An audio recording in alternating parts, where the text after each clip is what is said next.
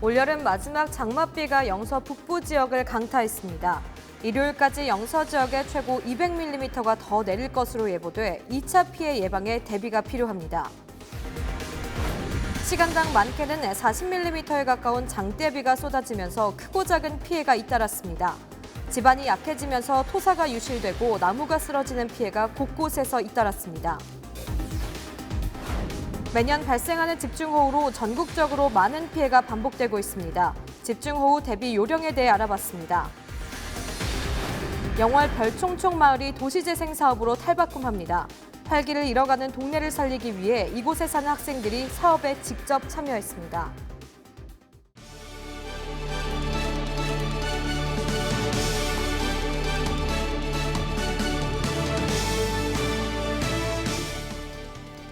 시청자 여러분 안녕하십니까? 헬로티비 뉴스 강원입니다. 첫 번째 소식입니다. 끝날 듯했던 올여름 장마가 막바지에 많은 비를 뿌리고 있습니다. 26일 새벽부터 영서 북부 지역을 중심으로 세찬 장맛비가 쏟아졌는데요. 일요일까지 영서 지역에 최고 200mm 더 내릴 것으로 예보돼 2차 피해 예방에 대비하셔야겠습니다. 장진철 기자의 보도입니다. 계곡 상류에서 세찬 물줄기가 쏟아져 내립니다. 굵은 장맛비가 내리면서 평소 메말랐던 계곡은 흙탕물로 가득합니다. 26일 영서 북부 지역에는 천둥 번개와 함께 시간당 30mm에 가까운 장대비가 쏟아졌습니다. 이번 비로 도내에서는 크고 작은 피해가 잇따랐습니다.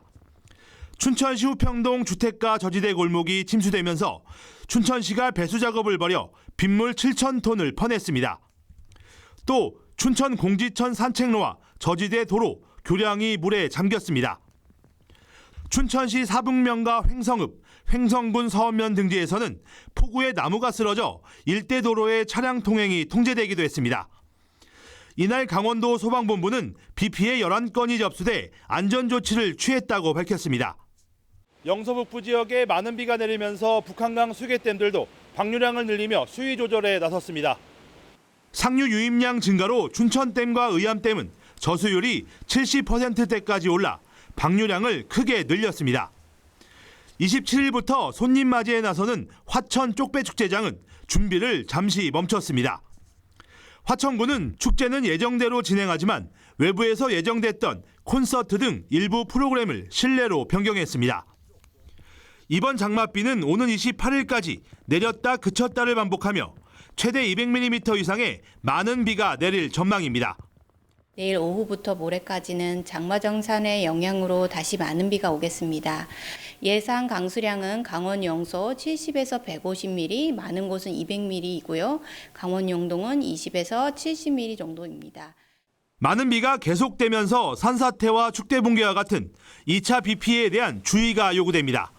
헬로티비 뉴스 장진철입니다. 26일 새벽부터 오전 사이 수도권과 강원 북부 지역에는 시간당 40mm가 넘는 장대비가 쏟아졌는데요. 지반이 약해지면서 토사가 유실되고 나무가 쓰러지는 피해가 곳곳에서 잇따랐습니다. 일요일까지 중부지방에 최고 300mm에 달하는 비 소식이 예보돼 있어 대비가 필요합니다. 보도에 성기석 기자입니다. 지난 4월 대규모 산불이 발생했던 강원도 고성의 농촌마을 인근 야산. 불에 탄 나무가 남아있는 산불 피해지에 굵은 장맛비가 쏟아집니다. 산불로 지반이 약해진 데다 많은 비까지 내려 산사태 위험이 높은 상황.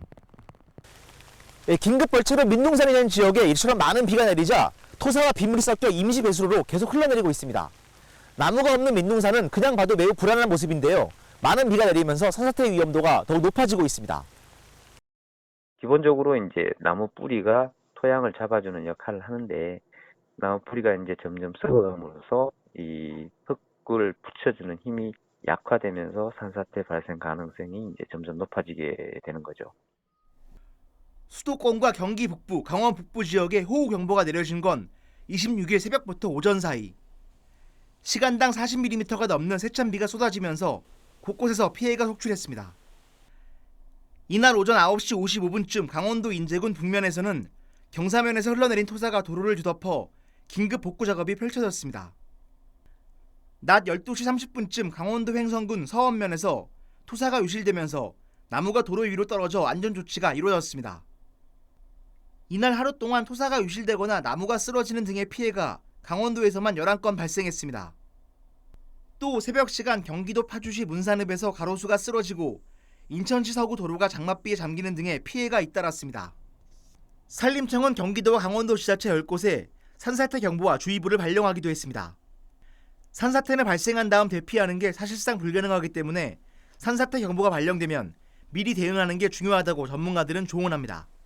느리게 붕괴한 산사태 같은 경우에는 그 사면의 움직임이라든지 이런 걸 미리 보고 충분히 대피할 수가 있는데, 좀 빠르게 이제 움직이는 산사태 같은 경우에는 징후를 보고 대피하기는 너무 늦거든요. 그래서 강우가 어느 정도 이상이 내리면 위험성이 아주 높아지기 때문에 그럴 때는 미리 이제 대피하는 게 필요하죠.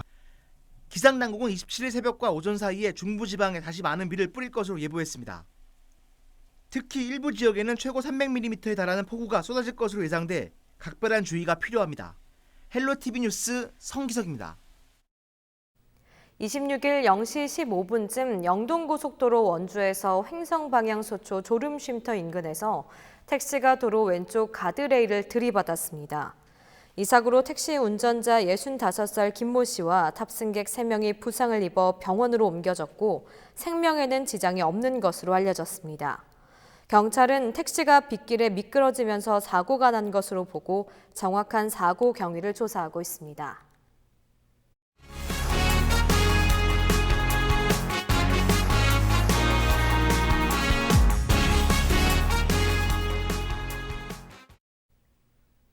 집중호우 지역에서는 전봇대와 나무가 쓰러지고 토사가 유실되는 등 주민 피해가 잇따랐는데요.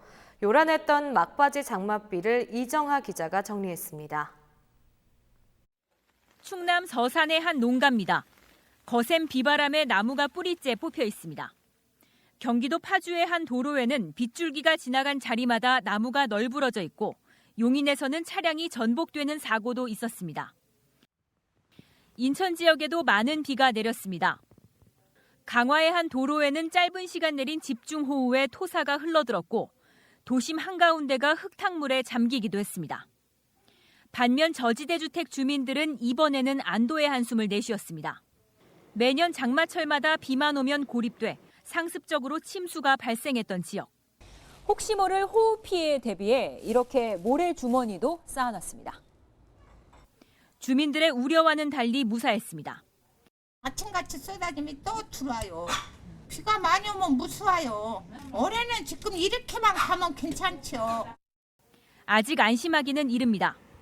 밤새 추가로 폭우가 내릴 가능성이 높고 주말까지 최대 400mm의 호우가 예보돼 있어 철저한 대비가 필요합니다. 헬로티비 뉴스 이정하입니다. 이번 장맛비로 크고 작은 피해도 발생했지만 농촌에서는 가뭄 해갈에 보탬이 됐습니다. 마른 장마 탓에 근심이 컸던 지역에서는 반가운 단비가 됐는데요. 덕분에 저수지 저수율도 소폭 상승했습니다. 취재 김단비 기자입니다. 충남 서북부 지역의 농업용수를 공급하는 예당 저수지입니다. 사흘 전만 해도 거북이 등껍질처럼 갈라졌던 바닥에 어느새 물이 차기 시작했습니다. 아예 밖으로 나와 있던 낚시좌대는 물 위로 모습을 드러냈습니다. 반가운 단비는 마른 논도 흠뻑 적셨습니다. 오랜만에 빗물을 머금은 작물들에게서는 생기가 돕니다. 장마철에도 비가 내리지 않는 마른 장마에 애가 탔던 농민들은 모처럼 내린 비가 반갑습니다. 특히 벼농사의 경우 본격적으로 이삭을 베는 다음 달부터 물이 많이 필요한 시기라 걱정이 컸는데 이번 장맛비로 한시름 덜었습니다. 처음으로 올 들어서 처음으로 비다운 비가 온 거예요. 그래서 지들 농민들도 엄청 그 비에 대해서 너무 이 빗줄기가 엄청 그냥 고맙고 감사하고 그래요. 생명 유지가 어려울 정도로 그냥 그렇게 그랬었는데 요번 비로 많이 해소가 돼가지고 이번 비가 너무 마음이 흡족하게 아주 잘 왔어요. 아주 걱정들 많이 했지요. 가물어서 막 물 주고 고추도 물 주고 그냥 물이 떨어져가지고 모자라는 경우도 많이 있었어요. 26일 서울과 경기, 충남, 강원 등 중부지방을 중심으로 내린 비에 전국 저수지 저수율도 올랐습니다. 30%대의 전국 최하 저수율을 기록하고 있던 경기도는 하루 만에 저수율이 4.1% 상승했습니다. 충남과 강원도 각각 3.9%와 1.6%씩 저수율이 소폭 상승했습니다. 아직 평년의 60%대에 불과한 수치지만 어느 정도 가뭄 해갈에 도움이 된 겁니다. 이번 주말까지 일부 지역에 300mm가 넘는 비가 더 내릴 것으로 예보된 가운데 가뭄 해갈에 도움이 될 것으로 기대됩니다. 헬로티비 뉴스 김담입니다. 매년 발생하는 집중호우로 전국에서 적게는 400억 원, 많게는 수조 원의 재산 피해가 발생하는데요. 해마다 반복되는 집중호우 미리 알고 대비해야겠죠. 지역별 집중호우 대비 요령 김수정 기자가 보도합니다. 좁은 지역에 짧은 시간 동안 많은 양의 비가 쏟아지는 집중호우. 매년 반복되는 만큼 미리 대비하는 것이 중요합니다. 도심에서는 붕괴 위험이 있는 공사장 근처에 가까이 가지 않아야 합니다. 차량이 침수될 수 있는 하천 주변이나 건물 지하에는 주차하지 않는 것이 좋습니다. 집 안팎의 하수구와 배수구를 보면 이렇게 이물질이 쌓여 있는 곳이 많습니다. 이 폭우가 쏟아지기 전에 미리 정비해서 빗물이 넘치지 않도록 해야 합니다. 산간 지역과 농촌에서는 산사태 위험성이 큰 곳이라면 안전한 대피 장소를 미리 알아둬야 합니다. 계곡이나 하천은 집중호우로 물이 순식간에 불어나기 때문에 이 주변에 있다면 빨리 대피하는 것이 좋습니다. 농경지는 모래주머니로 하천물이 넘치지 않도록 하고 비닐하우스와 같은 농업시설물도 점검해서 침수 피해를 막아야 합니다. 해안 지역에서는 바닷가에 가까이 가지 말고 저지대 주민들은 미리 안전한 곳으로 대피해 있어야 합니다. 집중호우 시 해안가 주민들께서는 선박을 안전한 곳으로 이동하고 외출을 자제하며 어망, 어구 등을 사전에 점검하여 피해를 입지 않도록 최선을 다해 주시길 당부드립니다. 무엇보다 기압골의 위치에 따라 집중호우 발생 지역의 변동이 큰 만큼 발표되는 최신 기상 정보를 계속해서 참고하시기 바랍니다. 헬로티비 뉴스 김수정입니다.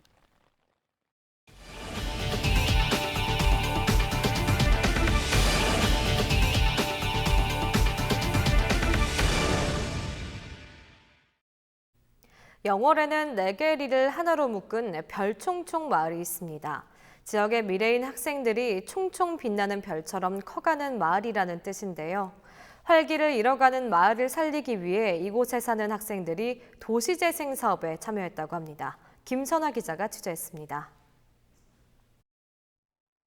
산업화 시기 탄광 지역의 중심지 역할을 했던 영월읍 영흥리. 석탄산업 합리화 조치로 탄광초는 빛을 잃었고 사람들이 하나둘 떠나면서 쇠락의 길로 접어들었습니다. 이런 폐광촌 마을이 도시재생 사업을 통해 활기를 되찾고 있습니다. 마을 한켠에는 색색깔의 벽화가 그려지고 도시재생센터도 들어섰습니다. 지난해 국토부 도시재생 뉴딜 사업에 선정되면서 변화의 속도가 더욱 붙었습니다. 어린이집부터 고등학교까지 학교가 모여있는 마을 특성을 살려 학생 친화형 마을로 만들어질 예정입니다. 이런 사업에 맞춰서 이곳에 사는 청소년들이 마을을 새롭게 변화시키는 데 직접 나섰습니다.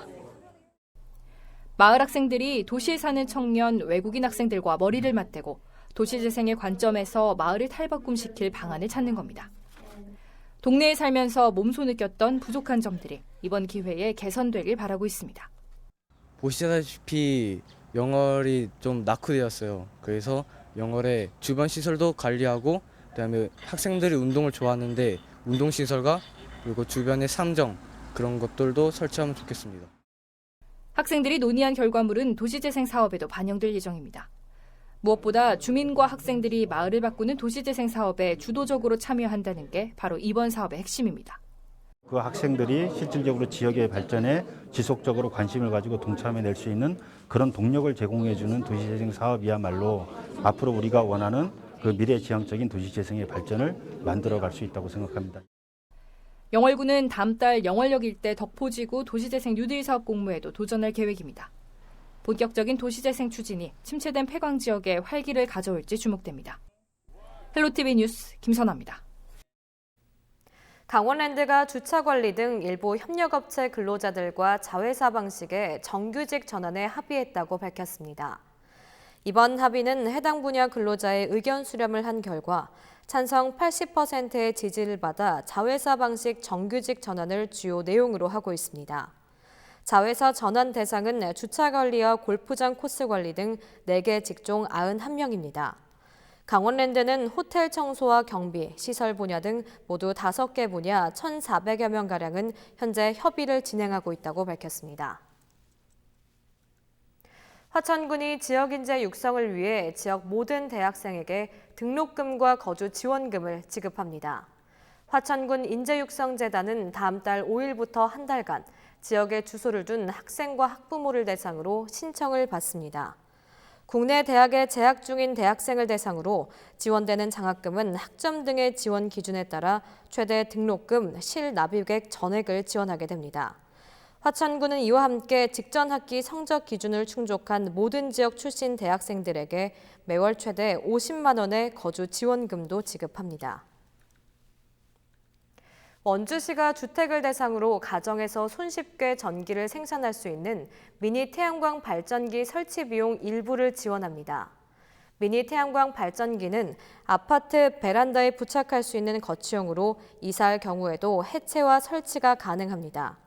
주변 여건에 따라 월 평균 35kW의 전기를 생산해 전력 수요가 급증하는 시기에 누진율을 완화할 수 있는 장점이 있습니다. 올해는 공동주택 대상 단체 지원으로 1,300가구와 단독주택 380가구 등 모두 1,680가구를 지원할 예정입니다. 영월군이 민원인을 위한 배려우산 대여 서비스를 시작합니다. 이번 서비스는 민원실을 방문한 주민은 누구나 이용할 수 있으며 우산을 쓴 뒤 반납하면 됩니다. 영월군은 민원실에 우산 50개를 비치하고 날씨에 따라 운영할 방침입니다. 식품위생과 원산지 표시에 사각지대에 놓이기 쉬운 배달음식에 대한 실태 점검이 추진됩니다.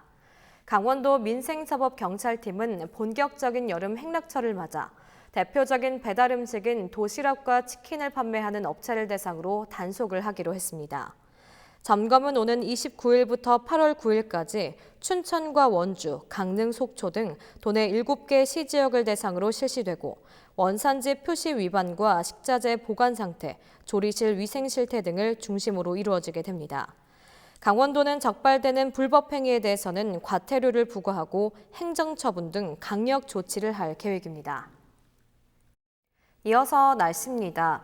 우리도 저녁 올여름 막바지 장맛비는 계속되겠습니다. 장마는 일요일 오후가 돼야 그치겠는데요.